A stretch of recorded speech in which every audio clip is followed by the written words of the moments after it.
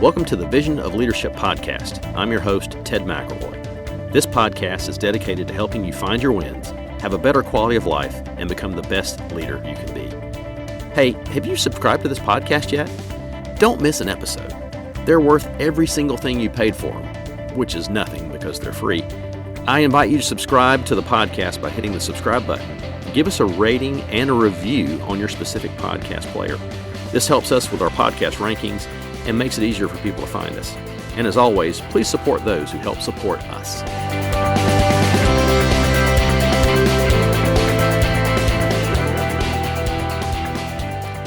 On episode 102 of this podcast, Chris interviewed Justin Kwan, Michelle Andrews, and Richard Ruth. They pointed out that as a profession, we have done a great job of letting our patients know that myopia is not a big deal. If you can see 20/20, there is no worry. It is the high myopes that are in more danger. And as they said, that message is tragic. Any myopia has a higher risk of maculopathy, glaucoma, and earlier cataract development. In the MiSight one-day clinical trials, only 4% of study participants who got ProClear one-days stayed stable in their myopia progression over the 3-year period. That means you can confidently say, parent, by not going to a system geared to slow the myopia progression, there is a 96% chance your child's vision will get worse. This may take away some of the choice your child has in the future as to how they will correct their vision. Choice, not fear of the disease associations with myopia, is what best resonates with parents when it comes to myopia control for their children.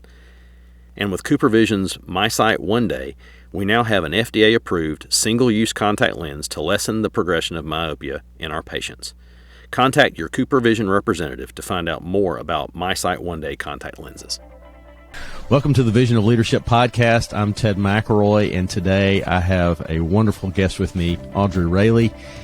She is a unbelievably talented individual, especially when you start considering how much she's done in such a short period of time. I'm quite jealous, I got to say, Audrey. This is kind of really impressive, everything that you've done. And you may be, it seriously is a really great thing, and I'm very happy to have you here on the show with us today.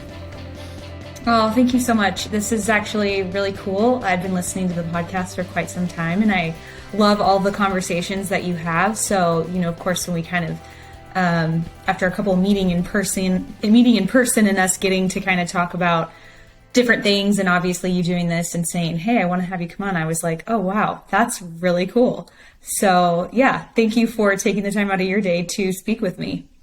Perfect. So what I'd like to do to start off with is to sort of just tell your origin story. How did you get to where you are today? I mean, you can start, from birth if you want and go back, however you want it, but I'd really love to hear your origin story.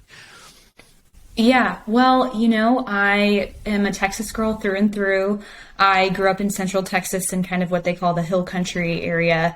And I'll probably never leave the state. I just love it so much. In fact, when I decided I wanted to become an optometrist, I didn't apply to anywhere else except for the Texas schools, because I wanted to stay here that bad.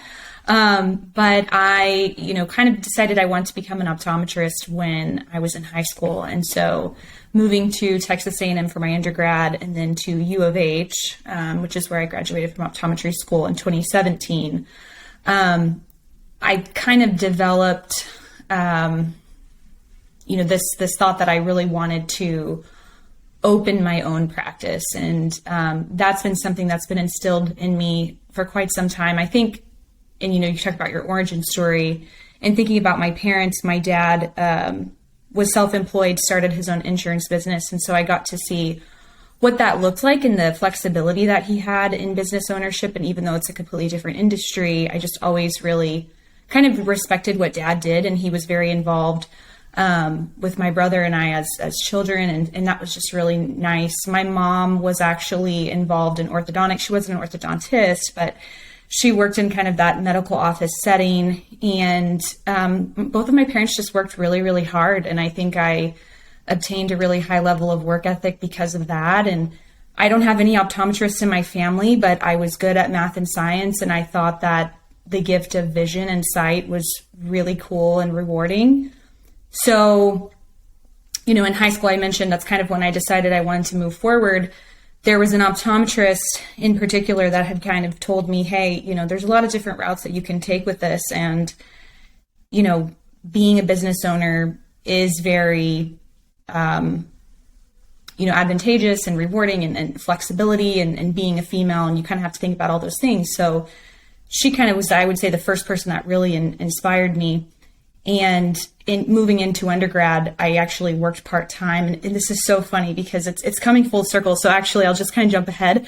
At my office right now, which I opened 3.5 years ago in New Braunfels, Texas, we have had an influx of students coming in and kind of shadowing, like pre-optometry students.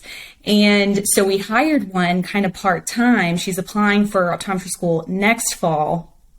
And I'm cracking up because this is kind of what I did.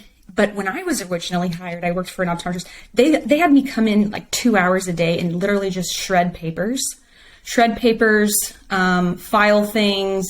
Take out the trash. But it got me in the door, and I started observing and learning, and slowly. And I worked there for about 2.5 years in undergrad. They kind of started teaching me more things. I got exposed to optical. I got a little bit into patient pre-testing, which that was, fantastic. So that doctor wrote my rec letter for optometry school, but it's coming full circle now because I feel like now I'm kind of paying that forward, and I'm looking at her. She started with us, maybe our intern, as I'm calling her, started with us maybe a month and a half ago. And I'm going, you have no idea what this, like how much you're going to learn in this amount of time and what this is going to do for you. So it's super, I feel like I'm paying it forward, so to speak. But anywho, kind of going back to, where I started and where I ended up now, I decided to start my practice shortly after graduation, which I know I told you, Ted, just a little bit about, but, one of my mentors is Laurie Sorensen, who put me in touch with Dr. Robert Steinmetz and Dr. Eric Boss, who started Eyecare Advisors, and they consult doctors to open practices across the country. And I started my practice with their method, and it was very cool to, shortly after I opened my own practice, them to turn around and ask me to join their team. So that's been a really amazing and neat opportunity, because I basically opened the doors to my own practice, which when I was doing that kind of short-sightedly, I felt like that was kind of the pinnacle of what I could do. And now I have this really unique opportunity to impact multiple doctors and people in our profession, and really just like have a wider range of, positive impact. Like, what can I do beyond the four walls of my little practice? And so that's been very, very cool. So how long between graduation and starting your own practice was it? So I practiced for 6 months, basically moonlighting. So I built a schedule entirely moonlighting, about 6 days a week. So I could be in 3 to 4 different offices within a given week, sometimes 5. And I did that actually in Austin, because that's where my last internship or externship, whatever you want to call it, was. So essentially that was 2017. And then January of 2018 was my New Year's resolution to get serious about starting my own practice. And I engaged with Eyecare Advisors in February, and then opened the doors actually in March of 2019. Wow. That was fast. And very fast. And you probably remember, because it hasn't been that long ago. And I'm saying this in, again, full jealousy here. Since you were sitting in class or in your private practice club, and the question was asked, how many of you want to go into private practice? And every hand in the room goes up. And then the next question is, how many of you are planning on doing this in the first 2 or 3 years? And every hand goes down except for maybe one. So you're that one. Yeah. Well, and I think actually, and this is what's actually crazy about our class, is that I think only 3 hands went up.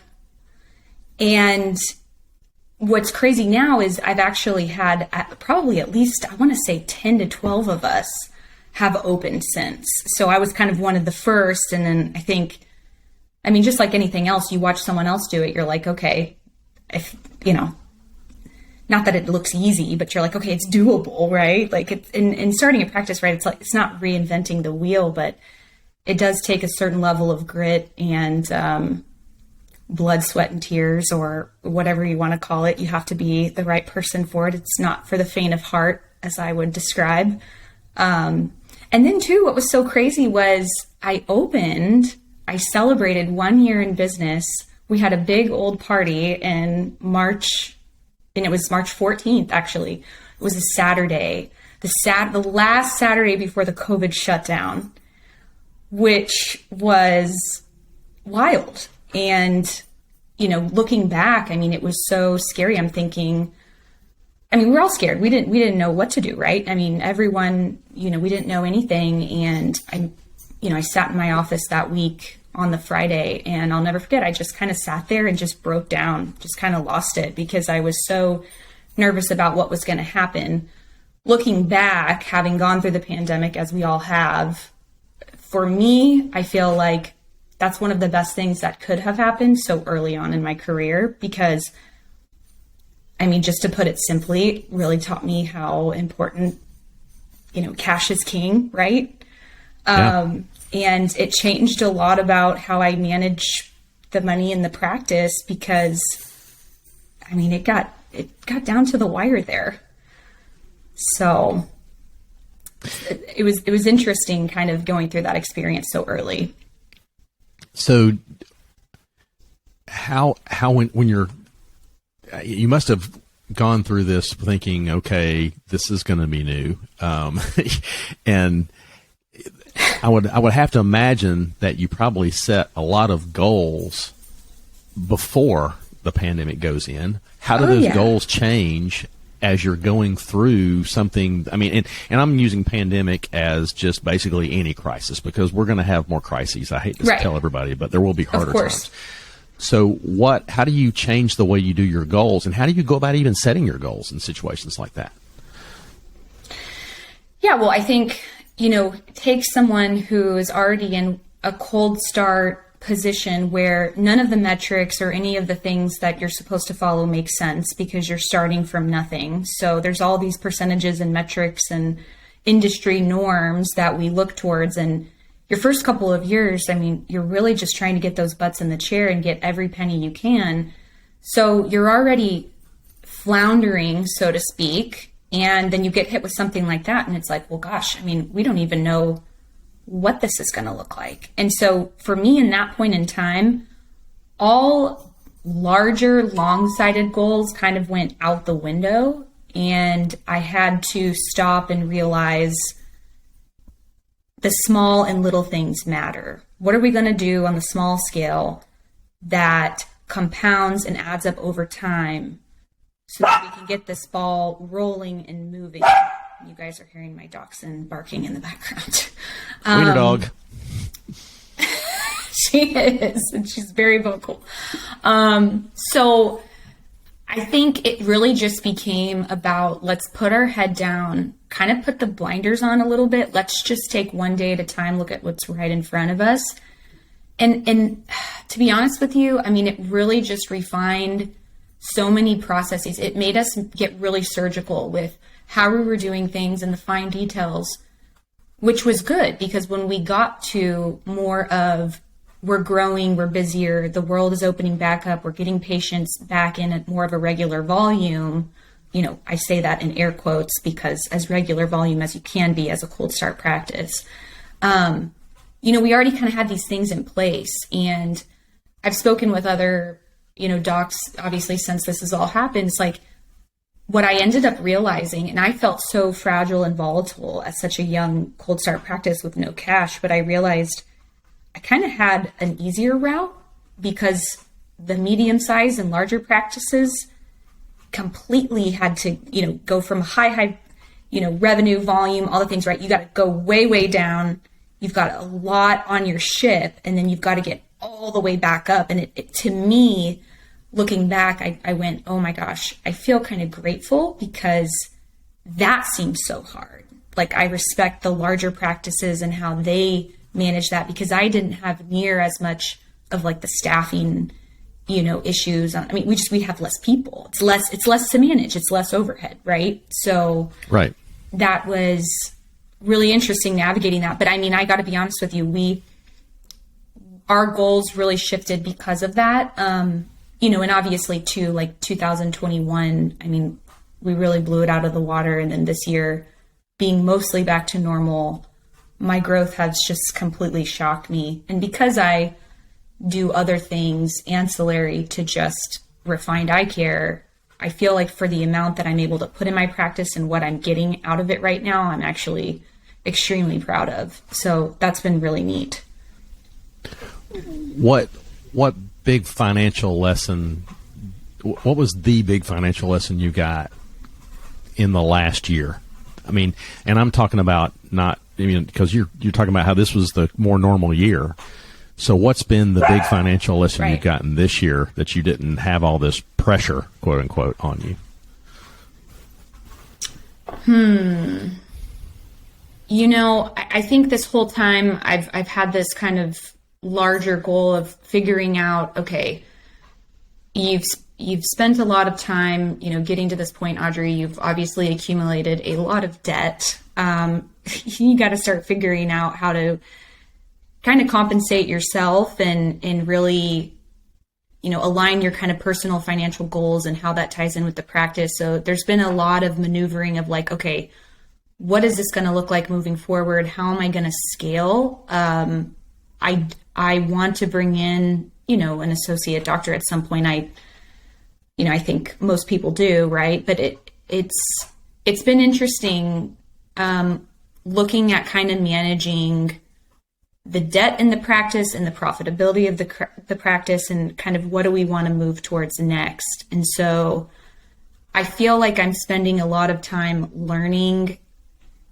how I conquer that. And it's a realm that I feel like, I feel as if I could go and cold start another practice. And yes, it would be difficult, but it wouldn't be near as difficult as it was the first time because I kind of know how to do it. And I also consult folks on doing it.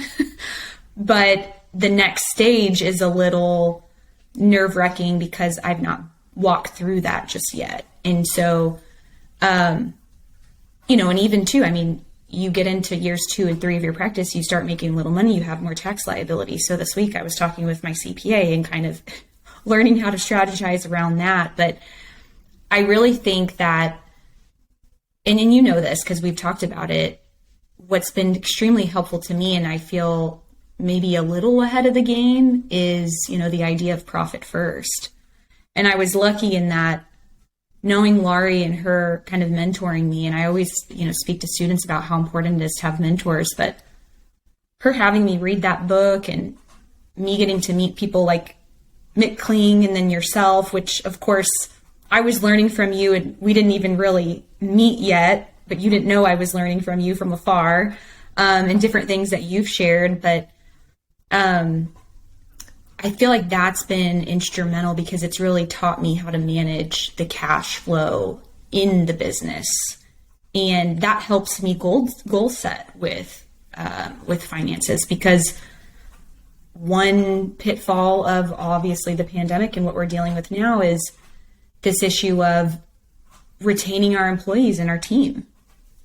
So I'm kind of looking at how do I maximize the people that I have to where they're going to have maximum efficiency, maximum output, be the best versions of themselves. Are there things that we can outsource in the business that are more kind of autopilot type tasks, different platforms and vendors and things that we can use? And then really just for the people facing type of, or patient facing, guest facing, as you would say, we've got, really just rock star individuals who can really move the needle in a lot of different ways. And so I feel like that's what I'm also working towards. And that's been kind of a financial, I don't know that I can really say it's a lesson because I'm still learning about it, but maybe a challenge, because it's something that I'm trying to, get better at and really become competitive in.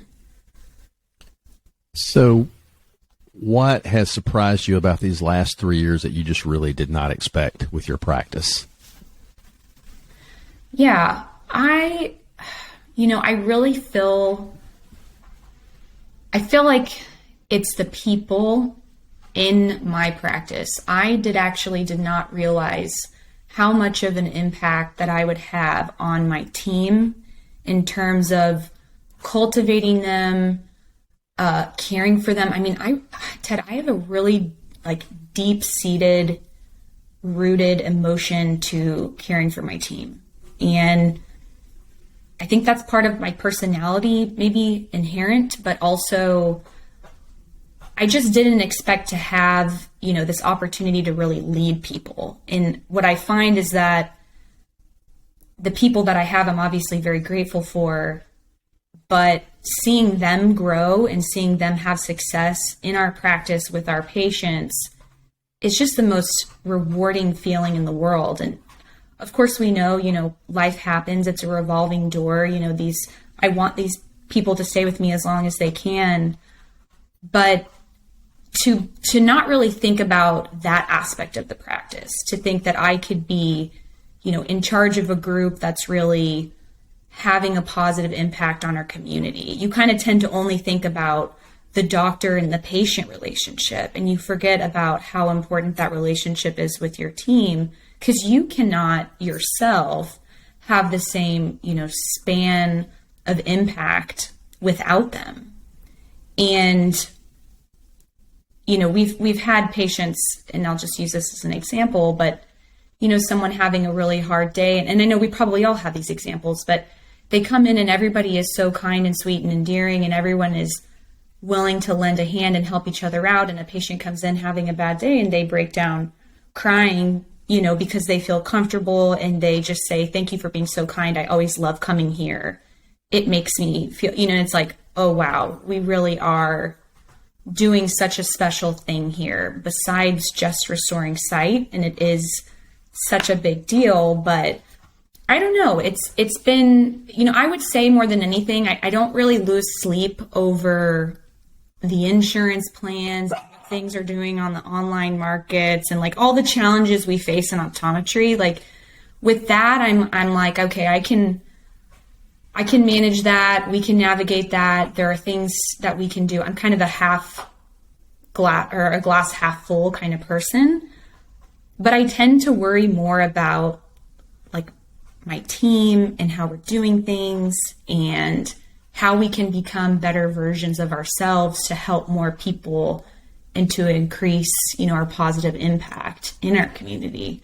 So that's been the one really big unexpected thing. I don't know if you feel the same, but you've obviously been at this a lot longer than I have. Yeah, thanks for pointing that out. Yeah. No, yes, no, I don't mean it. I don't mean it like that. I know what you mean. But the best part about it, I mean, what I realized a long time ago, and I don't spend a lot of time taking the microphone because this is mostly about you at this point, but I will have to say that the thing I did learn is that my customers are my team. It is not my guests. And there was I'm trying to remember, it's Clarence Otis, I believe is his name. He was the CEO for Darden Restaurants. Darden Restaurants is your Longhorn Steakhouse, Capitol Grill, all that kind of stuff. I forgot what he's doing now, and it's a pretty amazing thing he's doing now, even though he's retired, quote unquote. But he said, the experience of your guests will never exceed that of your team. If your guests are getting a crappy experience, it's probably because your team is getting a crappy experience. And basically, you can't help but say at that point, what part of my leadership is adding to the results I'm getting? So I have to treat them at a higher level than I do even the guests that are coming in and writing our checks to pay us with. It sounds like you've got that same mentality because of the way you care about your team, the way that you're trying to support them. What kind of things are you doing to develop them? Well, so I try as much as I can to kind of randomly check in with them. You know, there's a lot of, I don't know, debacle or debate over whether or not you should do, you know, standardized reviews, so on and so forth. And I will, you know, about every 6 months or for their year, kind of sit down more formally and kind of go over, okay, here's what you've improved. Like, here's what we need to work on. Here's the goals that we'd like to set. But I try to check in, you know, as much as I can. And, you know, I've encouraged everyone to become certified, like all the things that you would normally do or expect. I started doing something, and I may have seen this on Boodocs somewhere, our listserv, just in the exchange of ideas. But essentially, it's called a vibe check, where you're kind of having them say for a certain period of time, and I just say, you know, turn this in by this day. It's a written sheet of paper that says, overall, in general, over the past, you know, 30 or 60 days, and I'll specify the time, what was your level of anxiety? What were your general feelings coming to work every day? And please list 3 self-care items, you know, that you have performed over the past month. And that's very helpful because it gives me a little insight onto where their head's at and what they may be struggling with. And if we need to have a larger conversation about, you know, what things might be going on in their personal life that may affect their work. And, you know, I try as much as I can to let them know it's okay to come in and say, guys, I'm not thriving today. You know, I need a little help. I need a little assistance. We're a team. We're here to support you. You're a person. You're a human being. Yes, you're a team member and employee, but also you can't be your best self to patients, like literally just like you just said, right? Unless you're not having a great time. And some days you're just not going to because something's going on. And you don't have to tell me about your personal life, but I want to have transparency where they can just say, hey, I'm struggling today. Okay, good. We got your back, you know? And so that's something a little bit different that I've done. And I think I do push a little harder in terms of teaching them new tools and techniques. Luckily I have the ability to do that because we're a cold start. So I have a lot of direct interaction. I only have 3 team members that are full-time plus my part-time intern, right?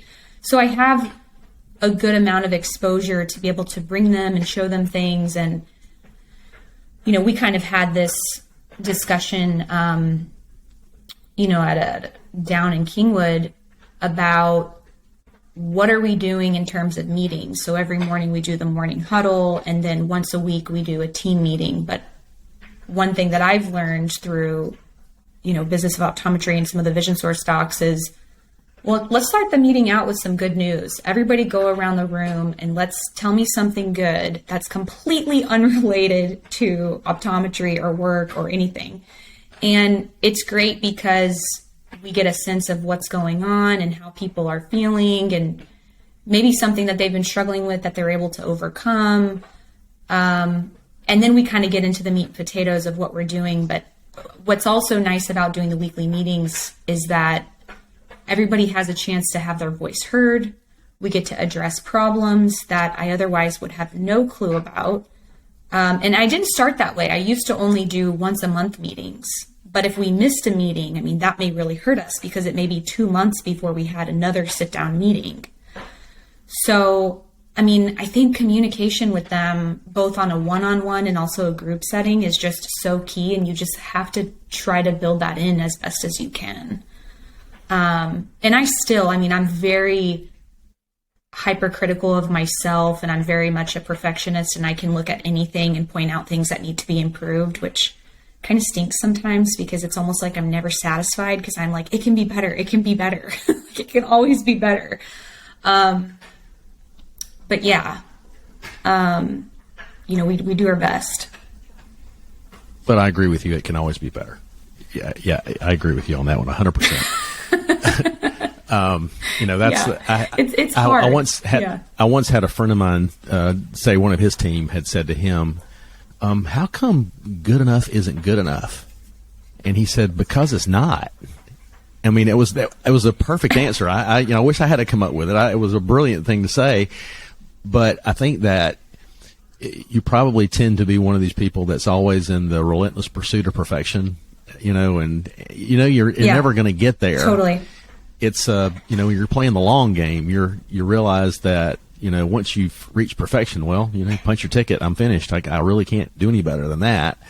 So it keeps you playing the game, and there's nothing more fun than playing the game. But I've also, oh gosh, I know it's a double-edged sword, because it's like, because I'm always striving so hard, where I end up is probably going to be somewhere good, because the level of my effort and intention is always maybe a little outside of what's reasonable.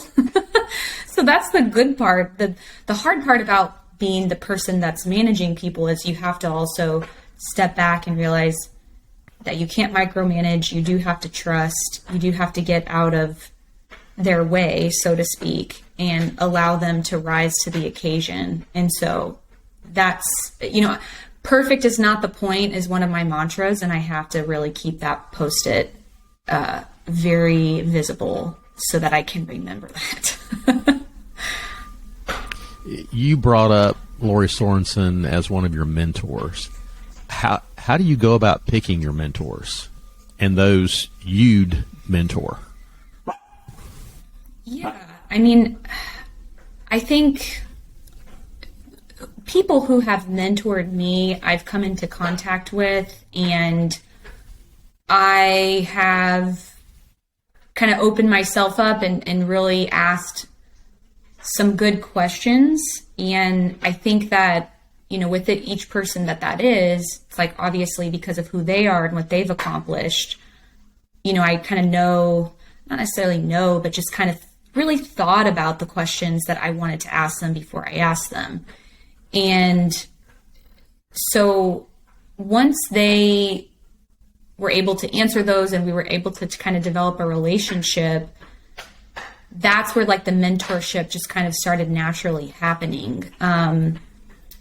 I will tell you that one of my mentors, who's also located in Austin, Texas, and gosh, if I wouldn't have opened my own practice, I would have worked for him forever because he was awesome. But I was a student at our state convention, and he was on a panel of doctors that had opened cold, and I really liked his philosophies and what he had to say. And I remember I was so almost starstruck by him. And I went and found him after the panel was over, and I was like, hi, I introduced myself. And, I just had these questions that I wanted to ask him. And I was like, I'm not going to take a lot of your time. But what was great is that he extended the invitation for me to come shadow him at some point, which I then did. That was when I was maybe second year of optometry school, maybe first year. As time moved forward, we kind of kept in contact. We would send a few emails back and forth. And I got to that place fourth year where I really didn't know what to do. And I was a little bit wanting to move forward into the private practice, kind of cold starting, but I wasn't quite ready and I didn't know how, and I hadn't been connected with iCare advisors, and I was nervous about making the wrong moves or having a misstep, which is totally the perfect personality. And so I connected with him, and he sat me down. He said, well, Audrey, I'll give you a couple of days of work. And I just remember thinking, what? And so he kind of supported and knew that I wanted to open my own practice. He was needing some additional help in expanding his practice. And then through working for him, he continued to mentor me, because as you get out of school as a new grad, there's still a ton to learn on the clinical side and dealing with patients. And, that was all just because I put myself out there. I saw someone that I admired, that I really valued their perspective, and I just kind of introduced myself, and everything kind of, fell from there. So when I talk to students, I always encourage them. You can't go to someone and say, can you be my mentor? That's doesn't really work like that. But you can ask to come in offices. You can put yourself in scenarios. You can, shadow and obviously find these opportunities to where you can learn. I think, and maybe that's one of the biggest goals of, being a good business person or, a good steward of, our profession is like constantly learning, be a sponge. And I had another mentor of mine. I worked for her a couple of summers during optometry school. Maybe it was just the first summer because I think we only get the one summer off, but I think those were her words to me. She said, Audrey, be a sponge. She said, everybody's trying to move to the next step in school. You're trying to learn, you're trying to pass your tests, but she's like, don't be lazy. Don't just get by. Learn as much as you can all of the time because it's only going to help you. It's an investment in yourself. It's going to project you to the next level.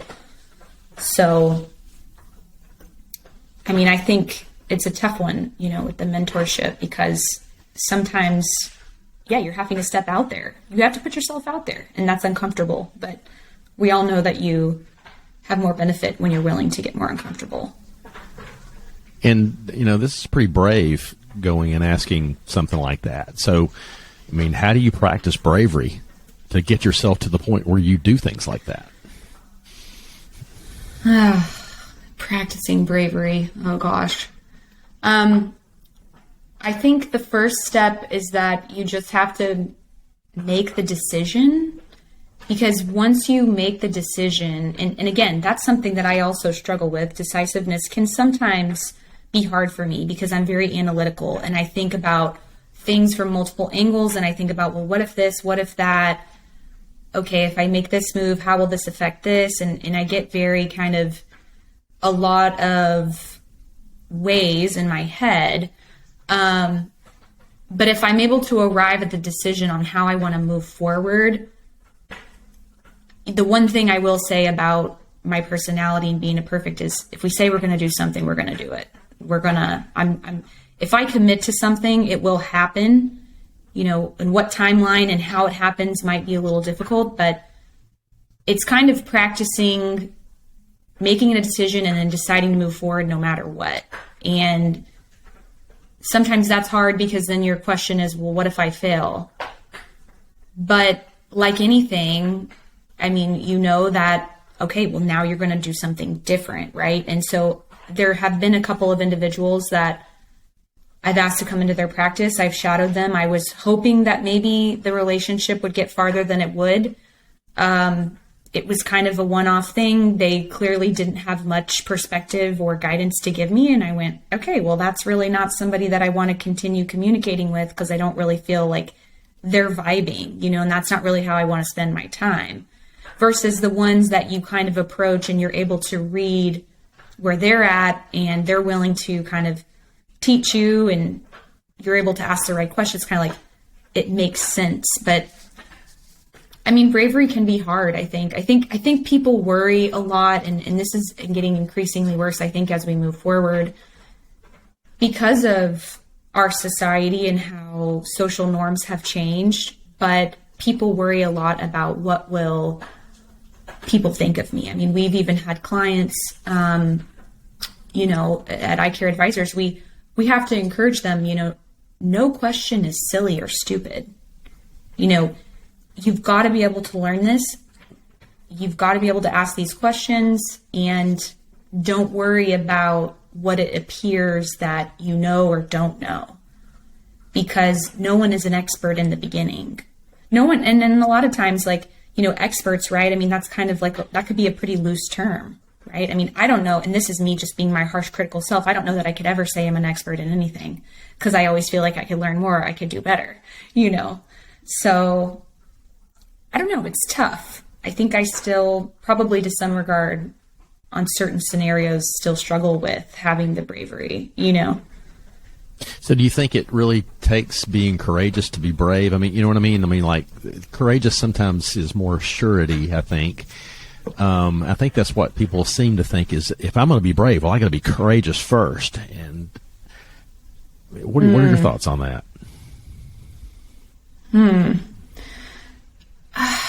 Yeah, I don't know. And this could be a very interesting conversation. Courageousness, it's, like you said, more sure. It's probably something that you harness. Maybe that's what happens after you've committed to the decision. but the bravery is before, because the bravery is kind of releasing and letting go of what's holding you back. Bravery is probably saying, I realize that the fear is there, but I'm not going to give power to that. I'm going to push that aside and I'm going to move forward, because if I don't, I'm not going to get where I want to go. And so at some point you have to say, well, what's worse? And this is my one question I said before opening cold. The one thing that pushed me over the line to initiate the process was, if I don't do this now, I'm going to regret it. And that in itself, I felt like helped me push the fear of starting. Okay, I've aligned myself with individuals that are going to help me with this process. I've got all of these resources around me. All I have to do is leverage it. You reach out, you ask, you leverage your resources. Don't just go in a hole by yourself in the corner and expect things to change. You got to get out there. But yeah, maybe the difference is that bravery has to be how you get the fear to step aside for a second. It doesn't mean that it goes away completely, but you move it out of your way so you can step forward. Maybe that's what it is. I don't know. So I want to take everybody back to about 30 minutes ago when Audrey said, she'd been in practice in general for about 8 months, and then she opens up her own practice. She does that for about a year with iCare Advisors, and then they ask her to be one of the advisors at iCare Advisors.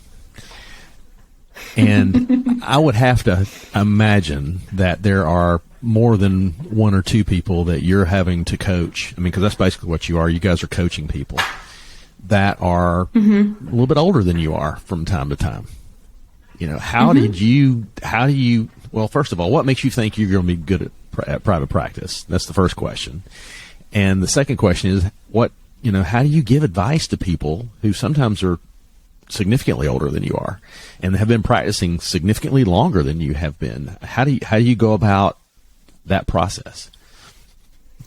Yeah, I think first and foremost, I'm a very humble person. I have a lot of humility. I have a lot of respect for people. And we've had a few clients who are, expert contact lens specialists, residency trained. They've got tremendous accolades. And I really respect them as doctors, and I think for me, in regards to my experience in private practice and what I've learned, luckily, because of kind of what I've been through and where kind of how I mentioned, how I really put myself out there as an undergraduate, as a student, I spent my spring breaks, for crying out loud, shadowing optometry offices. Like, I just was a maniac because I wanted to get in as many offices as I could. I was at every private practice meeting. I just knew that I needed to learn as much as I could. So, and watching myself, like thinking about myself going through that process and then seeing my peers not do that. Everyone's going on vacations and these cool trips their first year after optometry school. I'm working full time in an optometric office. It's like, I know that that experience propelled me forward, and maybe to someone, even if they are older and they've been in practice longer, maybe they just didn't have that same level of private practice exposure. And so that helps, because I do feel confident about my knowledge, and, the mentors that I've had who really poured into me taught me a lot. And a lot of it is state specific too. So, I've got folks from all different directions coming to me about different things that we just deal with our state on the optometric level. But I think what helps is that every client that I deal with or person that I deal with, OD or what have you, even outside of our clients at iCare Advisors, is I just let them know that I, again, am not an expert. Here's what I do know. Here's what's worked. Here's what I would recommend based on this. I always listen before I speak. I want to know where they're at. I want to know what their mission is, what their goals are, what they're trying to achieve. And then based on that, I say, well, here's what I know. Here's what I've seen. Here's what my experience has been. And obviously, as iCare Advisors, we have, a very unique and kind of specialized method to where, we've got certain, vendor relationships and things in place, and we can make recommendations based on that for each client individually. But as far as like this overarching kind of coaching and what I've walked through, because I've had my cold start practice, it's like, okay, well, a lot of my conversations are, here's what's not to do. Here's where I messed up and don't do this. And I mean, everybody loves that because they're going, oh, thank God. I mean, that's exactly why I asked as many questions that I did, going through my process. Like, I don't want to mess up. Tell me all the things not to do. Tell me all the things to do. Tell me how I should think about this, strategize about this, so on and so forth. And so I think taking that approach is a lot easier, and my conversations with these individuals are always extremely invigorating and fun and exciting. And for the most part, when I get off calls, I feel, or meetings or, different, screen shares, right? I feel very enthused. I feel like there is such a bright future in our profession because doctors doing the same thing that I did with cold starting, I just think is so cool. But also on the disc profile, I'm half driver, half influencer, and influencers love to see their friends succeed. So I think that's why I really enjoy doing that, because I love watching people do well, especially people, if I get to be a part of it, either like I have an active role or I'm just watching or I know about it. It's like, that really lights me up. All right. So you said that that there's a really bright future in optometry. That is not what I hear a lot of times. What makes you think there's such a bright? I mean, and I'm going to go ahead and full disclosure. I'm right here with you, sister. I mean, I'm on that same bus that you're on. So what is it that makes you think that we've got such a bright future ahead of us? Because, there's all this talk about private equity and how it's going to ruin the profession and well, it very well could. And, and there's all these other things. So what is it that's got you such a bright and sunny, sunshiny future coming up here? Yeah. I mean, you got all the naysayers of the world that we gotta watch out for, the negativity tribe that comes along. I'm just not, I'm not, like you said, I'm not on that bus. I'm not a part of that. I am I feel positive, innovative person. I enjoy change. I embrace change. And I know that in order to move anything forward, you've got to be open, accepting, and proactive about that. And so, I mean, I can tell you that I see this, on a boots on the ground level. There's an established practice not far from my office that's sold to PE, and they're hemorrhaging patients and they're hemorrhaging money. And I see that on a daily basis because I'm basically cleaning up the mess. And so, I mean, regardless of how you feel about PE, and I understand it's a different scenario for each person. I mean, I don't feel that optometry will be ruined because of that. I mean, and tried to avoid like a very in-depth conversation about PE, right? Right. We have these, online retailers, and we've got all these different things in the marketplace. But again, the human experience and what you get when you walk into an office where people know you and they understand your needs and your eyes and how that affects your daily life. Our eyes, as you know, affect everything that we do and how we function. And I don't know. I don't know how to answer that question very detailed, other than just, this is the attitude, one, that I choose to have. And that's also because I love optometry and I want to leave it better than I found it. And, to the ones in our profession, unfortunately, who are negative and a little bit of the naysayers, you kind of want to say to them, I mean, do I really want you in my realm? I mean, do you want to be here? Because I want the people who are going to really stand up and fight and move things forward and again, do positive things. Leave your community and your patients in a better state than how you first found it. And if we're doing that, then we don't, it's like, to me, it's not even really a battle that we have to fight. I mean, from what I've seen from PE so far, and private practice has really grown quite stronger, in my opinion. But and maybe I've got the rose-colored glasses on. I'm young, maybe a little naive. I'm also in a realm where my clients and everybody that I work with on a daily basis is really excited about cold starting. So maybe my perspective is different.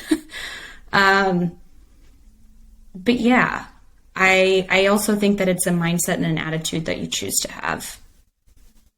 So, I mean, are these the people that you tend to surround yourself with? These maybe seeing the sunnier side of life type kind of individuals? I try my best, and I've definitely, as we all do, have had, struggles in my life and personal things where there's been some real hardship, family, friends. I mean, there's a lot of different scenarios that we could discuss, but yeah, it's hard for me to stay in that space. I naturally gravitate towards positive environments and leadership and overall just kind of, doing good in the world. I really tend to gravitate towards that. So, you mentioned also that, actually, it's kind of funny. Our beginnings aren't that much different. I didn't do a cold start, but I kind of did. I ended up going into practice with a doc for about a year or so, maybe about a year and a half. And one day he said, "Hey, I hear Bob Coleman's practice is for sale." And Dr. Coleman was this doctor who'd been around for quite a while. And I, went and talked to him and bought his practice, and it was your typical old school practice where they really didn't do any therapeutics. It was just glasses and contact lenses, because that's what Dr. Coleman fought in World War II, and he went to optometry school after he got out of the Army in World War II, and he'd been in practice for 45 years here in Tifton, so it was kind of like starting over. The big advantage I had was I had a patient population that I could work off of, which you didn't have. But, when you're looking at it from a point of where you are right now, and I wish I had maybe had this question asked of me someday, how do you want to be remembered when it's all finished? Mm-hmm. Yeah. Okay, so you're asking me that right now. I am asking you that right now. How do you want to be remembered? Yeah. You've got to pass my place. Hopefully I've got more years to go. I love that you're actually asking that, because I have thought about that. I don't know if that's strange or not, but I honestly feel like that's what drives me sometimes, because life is fleeting, everything that we do is fleeting. And I think the biggest driver at this point, and what I've come to realize as of this year, kind of my realization in my head of what I want to do and where I want to go with my life. And I don't know what exactly this is going to look like over the next couple of decades, and I'm trying to kind of define that and figure that out for myself. But I want to have, the biggest impact as I possibly can. And when individuals get up at state conventions or, maybe at conferences, and people are recognized not only for their accolades or their certifications, but just for the impact that they had on the profession and on people, hundreds, maybe thousands of people. That to me is potentially like the pinnacle of life. My grandfather unfortunately passed away when I was 4. Don't really have memories of him at all, but everyone in my family that talks about him, he just left this legacy of a person. They talk about at the funeral, people are pouring out of the doors, standing room only. And it's almost like, you have to be the type of person that really just affects that much change or affects that many people positively and how you do that could look different for each person. But I mean, I think for me, it's how many lives can I, touch in a positive way. And I think if you would ask me that question prior to opening my practice, I would say, well, I want to open a practice and I want to have financial freedom and I want to provide for my family and I want to do what I love and I want to restore sight. But now I'm in a place like, yes, I want to do all those things and I am doing that. But I also want to say, well, how much farther can I get? How many more people can I help do this exact same thing? And then what else do I need to be doing to expand my reach and my impact? And I feel like if I can do that, then when I am old and I'm looking back and thinking about how I want to be remembered, then, I will feel really satisfied with myself and my soul on what I've done. So that's probably how I would answer that. Okay. So over these long 3.5 years you've been practicing, is this how you thought it was all going to turn out? No, it's been exponentially better than I ever could have imagined. I am extremely grateful. And sometimes I think you just get on the hamster wheel of going. You have to stop and realize like, wow, this is actually really cool. Like this, I'm doing it. I'm doing the things and this is really fun and it's ups and downs and it's a roller coaster. And some days are really low and some days are super, super high.